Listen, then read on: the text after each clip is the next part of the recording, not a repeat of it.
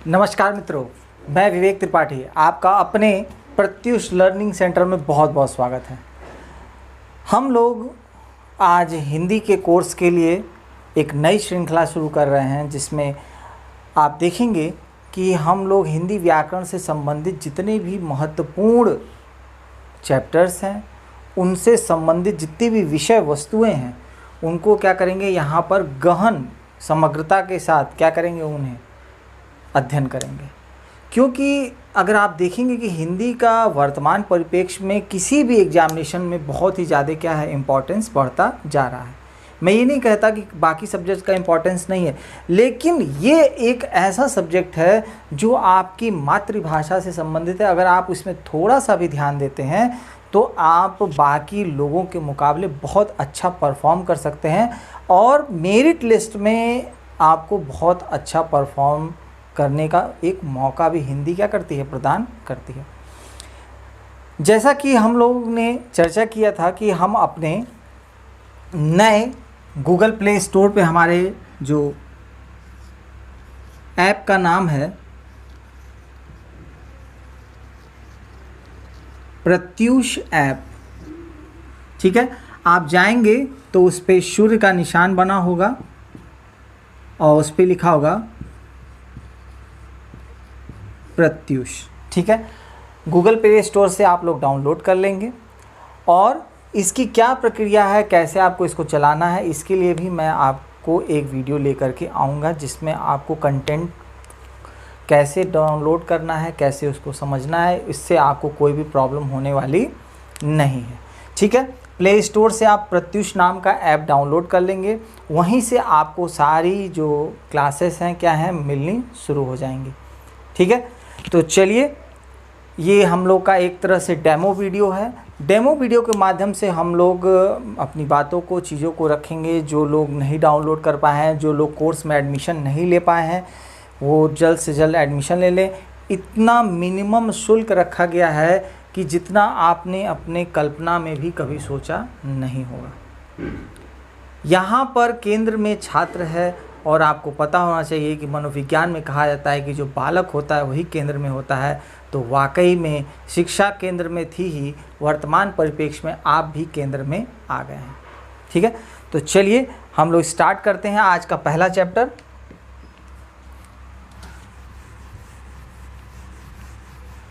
पहला चैप्टर आपको पता होगा जो हिंदी का सबसे इम्पोर्टेंट चैप्टर है, और वो उस चैप्टर का नाम है आपका वर्णमाला,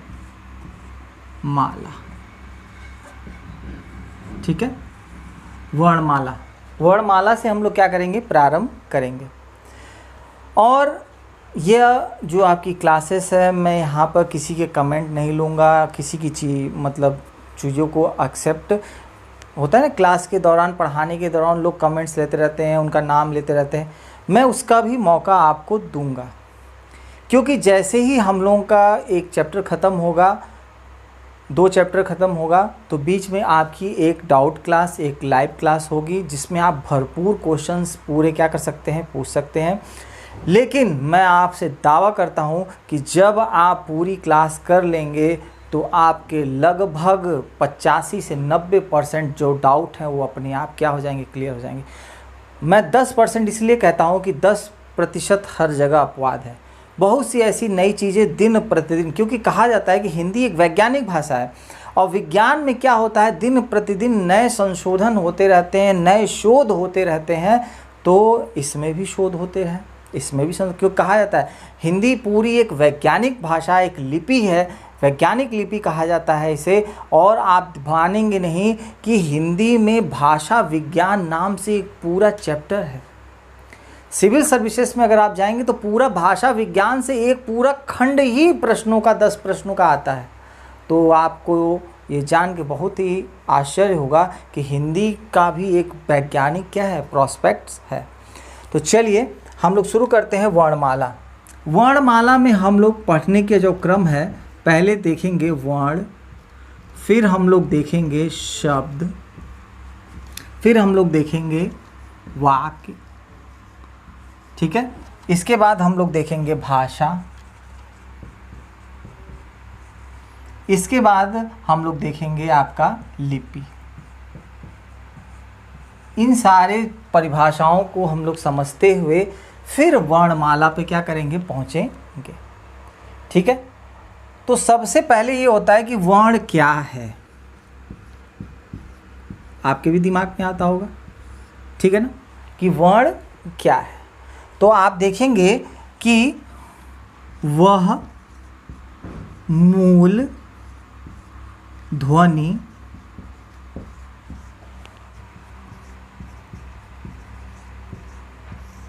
खंड न हो। ठीक है ना, जिसके खंड न हो, मतलब जिसको तोड़ा न जा सके, वो क्या कहलाता है, वर्ण। बहुत लोग कहते हैं कि ध्वनि, सर ध्वनि क्या है? ध्वनि और वर्ण एक ही है। ठीक है, ध्वनि और वर्ण एक ही है, बस इसका क्या होता है, मैं आपको बता देता हूं कि जो वर्ण का मौखिक रूप होता है उसे क्या कहते हैं, ध्वनि। जो वर्ण का मौखिक रूप होता है उसे क्या कहते हैं, ध्वनि। तो वर्ण किसे कहते हैं? ध्वनि का लिखित रूप वर्ण कहलाते हैं। ठीक है, तो आपको ये पता होना चाहिए कि वर्ण क्या होता है, वह मूल ध्वनि जिसके टुकड़े नहीं हो सकते। मैं अभी आपको एक्सप्लेन करूंगा। जैसे मैं कहता हूं क, तो क के अंदर क्या समाहित है, अ। लेकिन मैं अगर इस क का जो एक व्यंजन है, अगर इसका प्रोनाउंसिएशन करूं तो क्या इसके और टुकड़े हो सकते हैं? नहीं हो सकते। ठीक है, अब हम लोग देखेंगे इसकी परिभाषा कि और भी वर्ण की क्या क्या परिभाषाएं दी गई हैं। ठीक है, स्वरों को छोड़कर, आप लोग ध्यान दीजिएगा, स्वरों को छोड़कर ऐसे वर्ण जो बिना स्वरों की सहायता से रूप से उच्चारित ते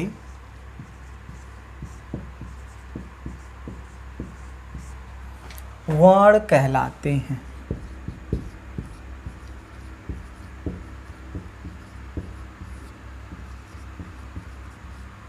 ठीक है, तो आपकी वर्ण की ये परिभाषा हो गई कि स्वरों को छोड़कर ऐसे वर्ण जो बिना स्वरों की सहायता से पूर्ण रूप से उच्चारित नहीं होते क्या कहलाते हैं, वर्ण।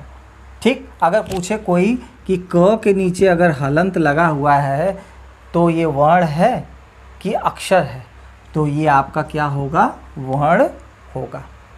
ठीक है, ये आपका डाउट क्लियर हो गया। चलिए अब इसको भी नोट डाउन कर लीजिए। अब हम लोग चलेंगे अक्षर की तरफ कि अक्षर क्या होते हैं। देखिए, अक्षर अगर जब भी आप लिखते हैं तो अगर इसको तोड़ा जाए तो अ प्लस क्षर।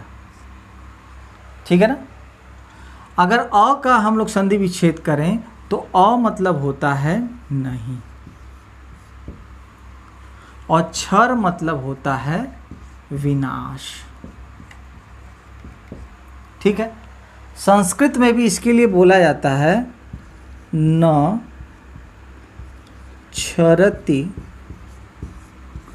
इति अक्षरः, मतलब जो उच्चारित न हो वो क्या होता है, अक्षर होता है। ठीक है। अक्षर के बारे में कहा जाता है एक या अनेक ध्वनियों की छोटी से छोटी इकाई क्या होती है, अक्षर होती है। आप लोग ध्यान दीजिएगा, एक या अनेक ध्वनियों की छोटी से छोटी इकाई क्या होती है, अक्षर होती है। कहा जाता है कि वर्ण में जब स्वर जुड़ जाता है, जब किसी भी वर्ण में स्वर जुड़ जाता है तो वह किसका निर्माण करता है, अक्षर का निर्माण करता है। मतलब अगर मैं कहूँ कि यह क है हलंत लिए हुए और उसमें मैं अ जोड़ दूँ तो ये क्या हो जाएगा, यह अब क्या हो जाएगा, क अक्षर हो जाएगा। क्यों कि व्यंजन के बारे में कहा जाता है कि जिनको बोलने के लिए स्वरों की सहायता की क्या होती है, आवश्यकता होती है। तो यहाँ पर जब तक स्वर क को हलंत लिए ये पूर्ण व्यंजन है मदद नहीं करेगा तब तक यह अक्षर बन नहीं पाएगा। देखिए आप इसको देख लीजिए, वर्ण केवल, देखिए ध्यान दीजिएगा, इसको स्टार लगा के भी आप लोग नोट डाउन करते चलिएगा। वर्ण केवल ध्वनि का सूचक होता है। ठीक है ना, आपको मैंने बताया कि वर्ण और ध्वनि क्या होते हैं, समान होते हैं। वर्ण केवल ध्वनि का सूचक है, जैसे क ख ग, देखिएगा ध्यान से, ये हलंत लगा हुआ है। हलंत मतलब होता है कि इसमें स्वर अभी विद्यमान नहीं है। ठीक है, ठीक है, सूचक है। जबकि अक्षर में एक या एक से अधिक ध्वनियाँ क्या होती हैं, होती हैं। वर्ण तब ही अक्षर बनता है जब उसमें स्वर को क्या किया जाता है, जोड़ा जाता है। ठीक है, ये महत्वपूर्ण चीज़ें थी कि वर्ण और अक्षर में अंतर आपको पता होना चाहिए। इसके बाद बहुत से ऐसे क्वेश्चन होते हैं जिनमें हमें डाउट क्रिएट होता है कि सर व्यंजन है कि नहीं, स्वर है कि नहीं। तो चलिए अब हम इन डाउट की तरफ चलते हैं और हम लोग देखते हैं कि वह जो आपके मन में प्रश्न उत्पन्न होते हैं उन प्रश्नों का क्या क्या उत्तर हो सकता है। हम सभी प्रश्नों को यहाँ पर एक एक करके क्या करेंगे, हल करने का क्या करेंगे, प्रयास करेंगे। छोटी सी चीज़ है लेकिन आपके एग्जामिनेशन के परिप्रेक्ष्य से क्या है, बहुत ही इम्पोर्टेंट है। सभी स्वर तथा सभी स्वर युक्त व्यंजन, ठीक है, सभी स्वर, देखिएगा, तथा सभी स्वर युक्त व्यंजन क्या होते हैं, अक्षर होते हैं। इसको आप लोग नोट डाउन कर लीजिएगा कि सभी स्वर तथा सभी स्वर युक्त व्यंजन क्या होते हैं, अक्षर होते हैं। फिर एक क्वेश्चन और बन सकता है, सभी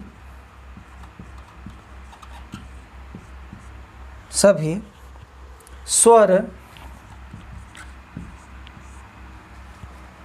ध्वनि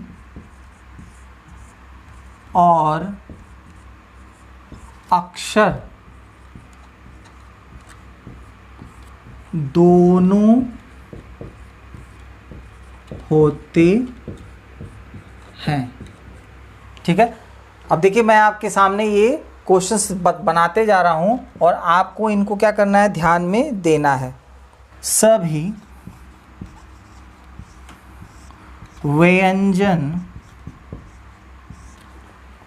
स्वतंत्र रूप से ध्वनि होती है, अक्षर नहीं। अब यह तीनों स्टेटमेंट आपको मिले और पूछा जाए कि ये तीनों स्टेटमेंट में कौन सा सही है और कौन सा गलत है, तो इन देखिए आप लोग नोट डाउन कर लीजिए, ये तीनों स्टेटमेंट अपने आप में क्या है, सही हैं। सभी स्वर तथा सभी स्वर युक्त व्यंजन क्या होते हैं, अक्षर होते हैं, तथा सभी स्वर ध्वनि और अक्षर दोनों होते हैं। इसके आपको सारे क्वेश्चंस के आंसर्स मिलने शुरू हो जाएंगे। सभी व्यंजन स्वतंत्र रूप से ध्वनि होती है, अक्षर नहीं। ठीक है, तो चलिए अब उदाहरण के माध्यम से समझते हैं हम लोग। मैं कहता हूँ अ, आ, ई, सो ऑन। ठीक है, कह दूँ कि यह अक्षर है कि ध्वनि, तो यह अक्षर प्लस ध्वनि क्या हो जाएगा, दोनों हो जाएगा। इसको भी आप लोग नोट डाउन कर लेंगे। अब मैं एक प्रश्न और बनाता हूँ कि क हलंत लेकर के ख, फिर ग, सो ऑन, सारे इसी तरह हलंत लगे रहें। फिर मैं कहूँ कि ये क्या होते हैं, तो ये क्या होते हैं, एक तरह से ध्वनि होती है। ठीक, फिर एक और प्रश्न बन सकता है कि सर क, ख, ग, सो ऑन ये क्या होते हैं, तो दोस्तों यह क्या होते हैं, अक्षर होते हैं। ठीक है, तो आपके दिमाग में होना चाहिए कि जो स्वर होते हैं वो अक्षर और ध्वनि और वर्ण तो क्या है, सेम ही होते हैं। अगर व्यंजन के नीचे हलंत लगा हुआ है, व्यंजन स्वतंत्र रूप से आया हुआ है, तो वो हमेशा क्या होगा, ध्वनि होगा। अगर क, ख, ग, घ, अंग अगर दिया है, बहुत से लोग प्रोनाउंसिएशन में क, ख, ग, घ, अण भी बोलते हैं, लेकिन वो क्या है, गलत है। क, ख, ग, घ, अंग। ठीक है, अगर वो बिना हलंत लिए हुए अक्षर है तो हमेशा क्या कहलाएगा, वह अक्षर कहलाएगा। ठीक है, तो आपका ये एक महत्वपूर्ण है, आप इसको क्या करिए, नोट डाउन कर लीजिए। इसके बाद हम लोग दूसरे टॉपिक की तरफ क्या करते हैं, बढ़ते हैं। अब हम लोग देखेंगे शब्द को। शब्द का क्या है कि वर्णों के सार्थक समूह क्या कहलाते हैं, शब्द कहलाते हैं। मतलब सार्थकता का मतलब होता है कि ऐसे शब्द जिनको बोलने के दौरान उनसे कोई निश्चित अर्थ निकलता हो, वो क्या कहलाते हैं, शब्द। जैसे मैं बोलता हूँ कमल, कमल बोलने से हमारे दिमाग में एक प्रतिबिंब बनता है कि हाँ, ये किसी फूल के बारे में, किसी पुष्प के बारे में क्या हो रही है, बात हो रही है। और जब हम वर्ण विच्छेद सीखेंगे, यहाँ तो मैं आपको एक करके बता रहा हूँ कि जब भी हर व्यंजन जो होता है उसमें क्या होता है, व्यंजन को कंप्लीट होने के लिए स्वर की क्या होती है, आवश्यकता होती है। तो यह क के अंदर क्या है, असमाहित है, तो जब क हलंत लेके रहेगा तो उसमें से अ निकल जाएगा, फिर म हलंत लिए रहेगा तो अ निकल जाएगा, और ल हलंत लिए रहेगा तो उसमें से अ निकल जाएगा। जब वर्ण विच्छेद करना रहेगा तो वर्ण विच्छेद का जो पैटर्न होता है वो इसी पैटर्न में क्या किया जाता है, वर्ण विच्छेद किया जाता है। ठीक है, आप लोग साथ में नोट डाउन भी करते चलेंगे। ये शब्द, कौन सा शब्द, कमल, कई वर्णों से मिलकर बना है। ठीक है, और उससे कोई ना कोई अर्थ निकल रहा है, अतः ये क्या है, एक तरह से शब्द है। ठीक है, सिंपल भाषा में आप याद रखिएगा कि वर्णों के सार्थक जो समूह होते हैं वो क्या कहलाते हैं, शब्द कहलाते हैं। अगला है पद। ठीक, पद क्या होता है, जब कोई शब्द व्याकरण के नियमों के अनुसार, जब कोई शब्द व्याकरण के नियमों के अनुसार वाक्य में एक निश्चित स्थान पर प्रयुक्त होते हैं तो वह पद कहलाता है। ठीक है ना, तो आप देख लिए दोनों, हम लोग वर्ण पढ़ चुके, शब्द पढ़ चुके, पद पढ़ चुके। अब हम लोग देखेंगे वाक्य। ठीक है, वाक्य क्या है, शब्दों के व्यवस्थित या क्रमबद्ध समूह क्या कहलाते हैं, वाक्य। कभी भी किसी वाक्य की संरचना का जब भी निर्माण होगा तो वह हमेशा क्या होगा, व्यवस्थित होगा, क्रमबद्ध होगा। जैसे मैं कहता हूँ कि राम घर जाता है, तो राम घर जाता है। मैं कहता हूँ राम है जाता घर, तो क्या ये व्यवस्थित है? नहीं व्यवस्थित है। तो वाक्य तभी वाक्य का स्वरूप धारण करता है जब उसमें शब्द क्या होते हैं? व्यवस्थित या क्रमबद्ध रूप से क्या होते हैं? लिखे होते हैं। ठीक है। अगला है हमारा भाषा। भाषा क्या कहता है? ध्वनि प्रतीकों की ऐसी व्यवस्था। भाषा में क्या होते हैं? ध्वनि प्रतीक होते हैं। ऐसी व्यवस्था जिसके द्वारा मनुष्य अपने भावों और विचारों को लिखकर और बोलकर क्या करता है? अभिव्यक्त करता है। ठीक है ना। तो ध्यान रखिएगा कि ध्वनि प्रतीकों की ऐसी व्यवस्था जिसके द्वारा व्यक्ति अपने भाव और विचारों को लिखकर और बोलकर क्या करता है? अभिव्यक्त करता है। अब स्टेटमेंट वाइज अगर क्वेश्चन आ जाता है कि क्या भाषा स्वार्थक ध्वनियों के मेल होते हैं, तो आपका स्टेटमेंट क्या हो जाएगा? सही हो जाएगा। कहता है कि भाषा में ध्वनियों के लिए प्रतीक चिन्ह होते हैं, तो भी स्टेटमेंट आपका क्या हो जाएगा? सही हो जाएगा। भाषा मन के भावों को दूसरे तक पहुंचाने का माध्यम बनती है, तब भी स्टेटमेंट आपका क्या हो जाएगा? सही हो जाएगा। ठीक है ना। मैं आपको प्रारंभिक लेवल से लेकर हायर लेवल तक जितने भी क्वेश्चंस बन सकते हैं उन सभी प्रोस्पेक्ट से सारी चीज़ों को बताने का क्या कर रहा हूँ? प्रयास कर रहा हूँ। भाषा अभिव्यक्ति के रूप। भाषा अभिव्यक्ति के मुख्य रूप से कहा जाता है 3 रूप होते हैं। एक होता है मौखिक, दूसरा होता है लिखित और फिर होता है सांकेतिक। ठीक है ना। अब यहीं से आपके प्रश्न बनना शुरू हो जाते हैं एग्जामिनेशन में कि भाषा की सबसे छोटी इकाई। ठीक है। तो विकल्प में आपका क्या दिया रहता है? वर्ण। अगर वर्ण विकल्प में न दिया हो तो ध्वनि। ठीक है। लेकिन अगर यह कह देता है कि लिखित भाषा की सबसे छोटी इकाई, तो आपका उत्तर हो जाएगा वर्ण। ठीक है। तब आपका विकल्प ध्वनि नहीं होगा। लेकिन इसी प्रश्न को और हम लोग अगर तोड़ते हैं, इसको और आगे बढ़ाते हैं, मैं कहता हूं कि मौखिक भाषा की सबसे छोटी इकाई।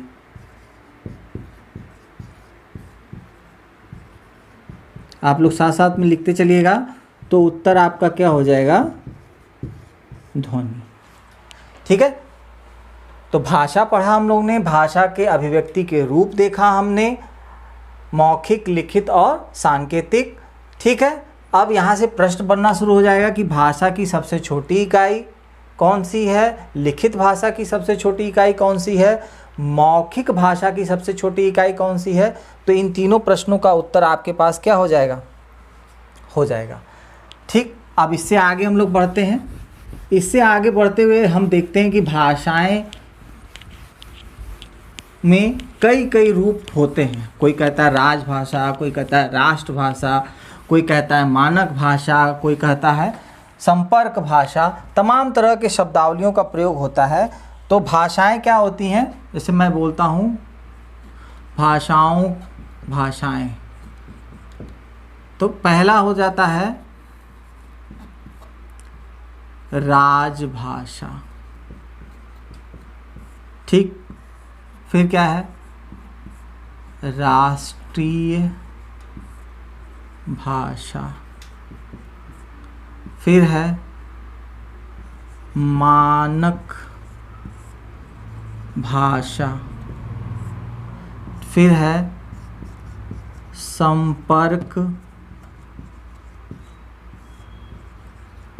भाषा। ठीक है। ये सारे क्या है? भाषा के रूप हैं। और इसके बाद है भाषा। तो ये सारे रूप क्या है? भाषाओं के रूप हैं। राजभाषा, राष्ट्रीय भाषा या राष्ट्रभाषा भी इसको कहा जाता है, संपर्क भाषा और मानक भाषा। ठीक है, 1 2 3 4 5। राष्ट्रीय भाषा की जगह कई किताबों में राष्ट्र भाषा भी दिया होता है। ठीक है, अब हम लोग अगला देखेंगे मातृभाषा। ठीक है ना, अभी हम लोगों ने सारे पढ़े थे ये कौन कौन सी होती है, तो अब उनको एक एक करके हम लोग एक्सप्लेन करेंगे। ठीक है, और जानेंगे कि कौन क्या होता है। मातृभाषा, पहले मातृभाषा मतलब होता है एक ऐसी भाषा जब बालक सीखता है तो उसे अपनी माँ से और अपने परिवार से क्या होती है, उस भाषा को सीखने में क्या मिलती है, मदद मिलती है और प्राप्त होती है। तो देखिए, बालक द्वारा माँ से और परिवार से जो ग्रहण की जाती है वो कौन सी भाषा होती है? मातृभाषा होती है। अगला है राष्ट्रभाषा, इसे राष्ट्रीय भाषा भी कहते हैं कहीं कहीं, जिसे देश के अधिकांश लोग प्रयोग करें। ठीक है, तो उसे क्या कहते हैं? राष्ट्रभाषा। अब कोई पूछ दे कि भाई हिंदी हमारी राष्ट्रीय भाषा है, तो जी नहीं, हिंदी अभी हमारी राष्ट्रीय भाषा नहीं बन पाई है। साउथ का जब से विवाद हुआ है जिसके चलते अभी हिंदी को राष्ट्रीय भाषा का दर्जा प्राप्त नहीं हुआ है। अगला है आपका राजभाषा। ठीक है ना, दोनों में कन्फ्यूजन हो जाता है। देख लीजिए, राजभाषा क्या होती है? राज प्लस भाषा, मतलब राजकाज की भाषा। ठीक है ना, जो हमारे प्रशासनिक कार्यालयों में जो कामकाज की भाषा का प्रयोग किया जाता है उसे क्या कहा जाता है? राजकाज की भाषा। अब हमारे यहाँ हिंदी और अंग्रेजी दो क्या होती हैं? राजकाज के रूप में सर्वाधिक क्या होती हैं? भाषाएं प्रयोग होती हैं। अगला है संपर्क भाषा। ठीक है ना, संपर्क, देखिए अनुच्छेद 343 में यह भी पूछ देता है कभी कभी, ध्यान रखिएगा। संपर्क भाषा, संपर्क भाषा क्या होती है कि वह भाषा जिसका देश के अधिकांश नागरिकों द्वारा आपस में संपर्क करने के लिए प्रयोग किया जाता है। अब चाहे वो हिंदी हो, चाहे तमिल हो, चाहे इंग्लिश हो, आपस में संपर्क करने के लिए जब हम एक दूसरे से संबंध स्थापित करते हैं, जिस भाषा का प्रयोग करते हैं उसे संपर्क भाषा कहते हैं। अगला है मानक भाषा। मानक मतलब होता है जो पूर्ण रूप से शुद्ध हो, जिसके अंदर त्रुटियां क्या हो, न के बराबर हो, उसे ही मानकता का रूप प्रदान किया जाता है। तो मानकता में क्या है? मानक, उसका मापन कि शुद्ध और मानक रूप से विद्वानों द्वारा जो भाषा स्वीकृत होती है वो क्या कहलाती है? मानक भाषा। ठीक है ना। अब मानक भाषा का प्रयोग क्यों किया जाता है? मानक भाषा का प्रयोग इसलिए किया जाता है क्योंकि जो बोलियां होती हैं, उपबोलियां होती हैं, उनके प्रभाव को कम करने के लिए और समाज में एक तरह से एकरूपता लाने के लिए हम किसका प्रयोग करते हैं? मानक भाषा का प्रयोग करते हैं, जिससे समाज में एकरूपता स्थापित करने में हमें मदद मिले। ठीक है, आगे हम लोग देखते हैं लिपि के बारे में। लिपि क्या होती है? किसी भी भाषा के लिखने का, किसी भी भाषा के लिखने का व्याकरणबद्ध सांकेतिक रूप क्या कहलाती है? लिपि। अगर वो व्याकरणबद्ध नहीं होते, सांकेतिक नहीं होती, तो जितने भी हमारे अशोक के शिलालेख पर जितनी भी लिखी हुई लिपियाँ मिली हैं, हम उन्हें पढ़ नहीं पाते। ठीक है ना। तो लिपि क्या होती है? किसी भी भाषा को लिखने का व्याकरणबद्ध, मतलब वो अपने व्याकरण के नियमों से क्या होती है? बंधी होती है। अगला है कि लिपि के बारे में कि भाषा में वर्णों की जो बनावट, जो वर्णों की बनावट होती है, अर्थात जिसको लिखने का, अर्थात इसको लिखने का जो ढंग है उसे भी क्या कहलाता है? वह लिपि कहलाता है। जिस कला से, जिस अंदाज से हम लोग उसको लिखते हैं वो भी उसकी क्या होती है? लिपि होती है। ठीक है, उर्दू और अरबी फारसी की उनकी लिपि, अंग्रेजी की रोमन लिपि। ठीक है ना।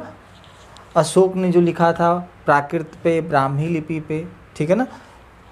अगला है लिपि के बारे में, ये बहुत ही इंपॉर्टेंट पॉइंट है, पहला पॉइंट है ये, एक विश्व की एकमात्र क्या है, यह वैज्ञानिक लिपि है। मतलब एक ऐसी लिपि, वैज्ञानिक लिपि किसी कहेंगे कि जिसमें दिन प्रतिदिन क्या है, अपडेशन हो रहा है, विकास हो रहा है और उसकी विकास की यात्रा चलती चली जा रही है। आपको मैंने कल भी बताया था कि भाषा विज्ञान हिंदी का एक बहुत बड़ा सिलेबस है, जहाँ नित्य प्रतिदिन शोध होते रहते हैं और नए नए शब्दों का, वाक्यों का, नियमों का विकास उसमें होता जा रहा है। एक ध्वनि के लिए एक चिन्ह निर्धारित होता है। अगर मैं बोला कि, तो वो उसके लिए निर्धारित होगा, बाकी ऐसा किसी में नहीं होता है। इंग्लिश में आप जाएंगे, मैं बोलूँगा नॉलेज, मैं बोलूँगा नॉलेज, तो एन से आ रहा है प्रोनाउंसिएशन, लेकिन जब लिखेंगे तो KNO लिखेंगे, ठीक है ना। लेकिन हिंदी में यह समस्या नहीं है। यहाँ पर जो भी एक ध्वनि के रूप में प्रयोग होगा चिन्ह, वही उसके लिए फिर निर्धारित भी हो जाता है। अगला है लेखन और मुद्रण में एक रूपता, ठीक है ना। मतलब जैसा हम लोग बोलेंगे वैसा ही लिखते हैं और उसके मुद्रण में, मतलब उसके टाइपिंग में भी कोई अंतर नहीं होता, वो भी वैसे ही सेम टू सेम क्या होती है, टाइप होती है। सबसे इम्पॉर्टेंट पॉइंट कि बाईं से दाईं ओर यह क्या की जाती है, लिखी जाती है। अब एग्जामिनेशन में आया भी है प्रश्न कि दाईं से बाईं लिखी जाती है कि बाईं से दाईं लिखी जाती है, तो बाएं से दाएं क्या किया जाता है, लिखा जाता है।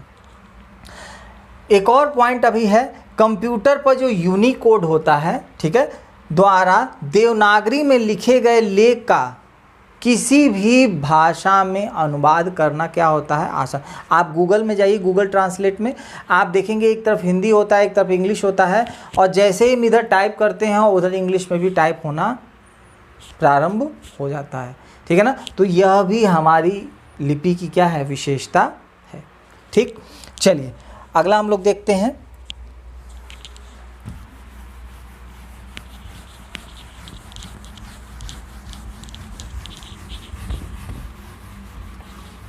चलिए दोस्तों, अब देखते हैं व्याकरण। व्याकरण क्या होता है, भाषा के शुद्ध रूप का ज्ञान और उसके शुद्ध प्रयोग का ज्ञान कराने वाला जो शास्त्र होता है वो क्या कहलाता है, व्याकरण। मतलब व्याकरण अपने आप में क्या होता है, नियमों से, मानकता से क्या होता है, बंधा होता है, शुद्धता का प्रतीक होता है, और उसी का जो ज्ञान कराता है जो शास्त्र, वही क्या कहलाता है, व्याकरण कहलाता। व्याकरण के 3 स्तर होते हैं, वर्ण विचार, शब्द विचार और वाक्य विचार, ठीक है। शब्द विचार और वाक्य विचार हम लोग बाद में पढ़ेंगे, पहले हम लोग पढ़ेंगे वर्ण विचार। वर्ण विचार, जिसको आप वर्ण कहते हो, उसे 2 भागों में बांटा गया है, स्वर और व्यंजन, ठीक है। हम लोग इनको डिटेल में पढ़ेंगे, मैं बताऊंगा क्या इसकी परिभाषा है, कहाँ पे 11 लगाना है, कहाँ पे 13 लगाना है, ये सारी चीज़ों का उत्तर मैं दूंगा।